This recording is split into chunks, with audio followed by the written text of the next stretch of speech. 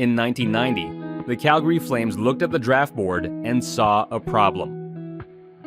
They needed a goalie of the future. They identified their man. They made a bold move to trade up and get him. They got their guy. And in doing so, they accidentally handed the New Jersey Devils the greatest goaltender in the history of the National Hockey League. This is the story of a simple draft floor swap that defined two franchises for 2 decades. We are opening the ledger on the Martin Brodeur trade tree. To understand why Calgary made this mistake, we have to look at the room. The Flames were only 1 year removed from winning the 1989 Stanley Cup. They were a powerhouse, but they had a specific anxiety: Mike Vernon. Vernon was the hero of '89, but by 1990, the front office was worried about the long-term future in net. They looked at the prospect pool and saw nothing. The 1990 draft was seen as the year of the goalie. You had Felix Potvin, Stefan Fiset, and the crown jewel, Trevor Kidd. Kidd was the highest-ranked North American goalie. He was the safe bet, the consensus pick. The Flames fell in love with the idea of Trevor Kidd. They convinced themselves that if they didn't move up to 11, someone else would snag him. It was classic over-scouting. They focused so hard on the one guy they wanted, they ignored the guy they already had, and the legend sitting quietly further down the list. So they call Lou Lamoriello and the New Jersey Devils, who are sitting at 11. The deal is struck. To Calgary, the 11th overall pick used to select Trevor Kidd, and the 32nd overall pick used to select Vesa Vidakovsky. To New Jersey, the 20th overall pick.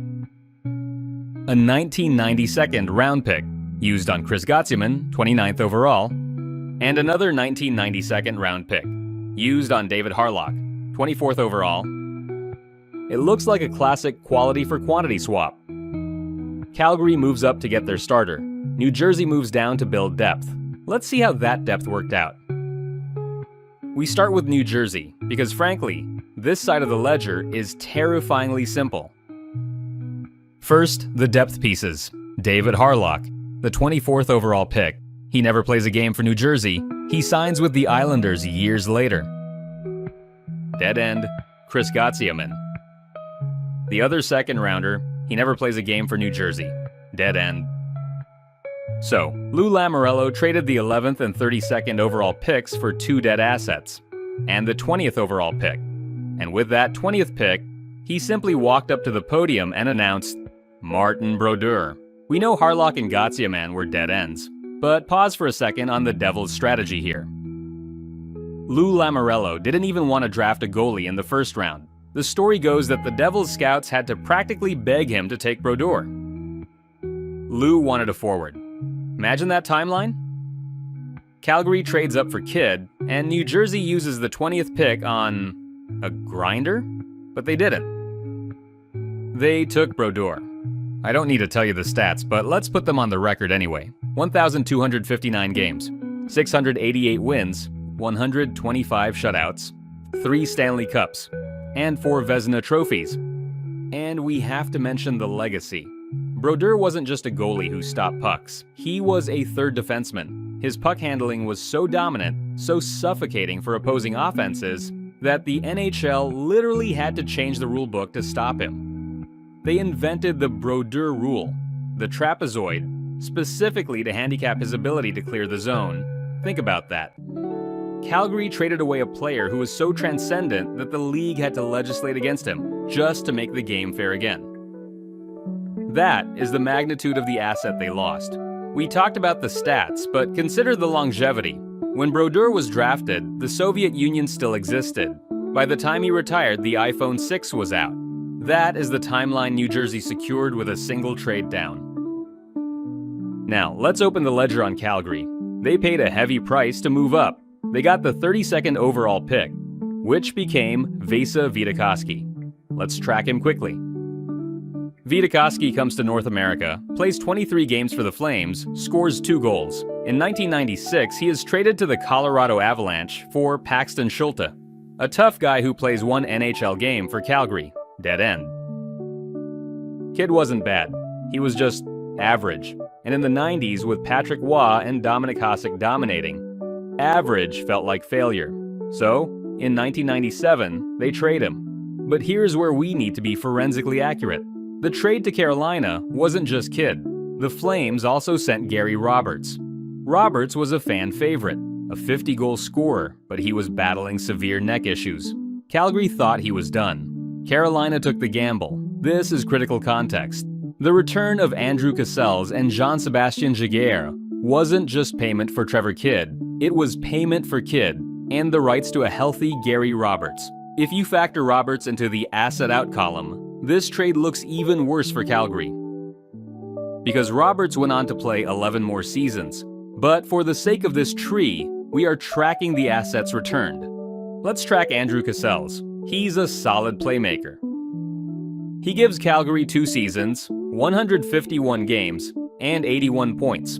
Good production, but in 1999, his contract expires. He walks to the Vancouver Canucks as a free agent. The Flames get nothing. Dead end. That brings us to Jean-Sébastien Giguere. If losing Brodeur was the original sin, trading Giguere was the punishment. Giguere plays 22 games for Calgary. He's young. He's technically sound, but the Flames are impatient. They have Fred Brathwaite. They have Roman Turek coming in. They don't have time for a project, so they dump him to Anaheim for a second-round pick.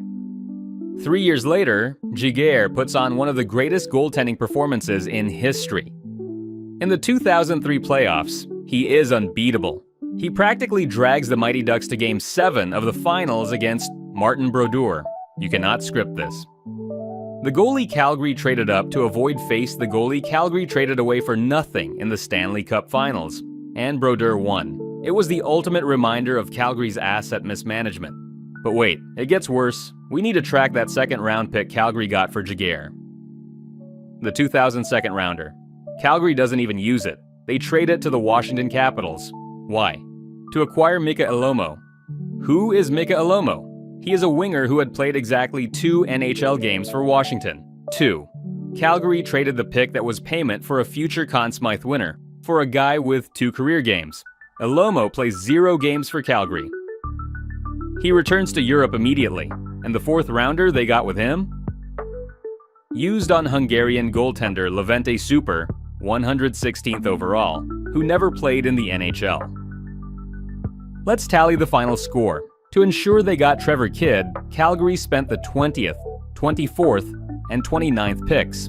New Jersey took those assets, drafted a Hall of Famer, and built a dynasty. Calgary took their assets, turned it into a decade of mediocrity, and then accidentally traded away another franchise goalie in Giguere just to rub salt in the wound. Martin Brodeur retired with 691 wins. Trevor Kidd retired with 72 wins for Calgary. The math doesn't lie. This is the most lopsided draft floor trade in NHL history.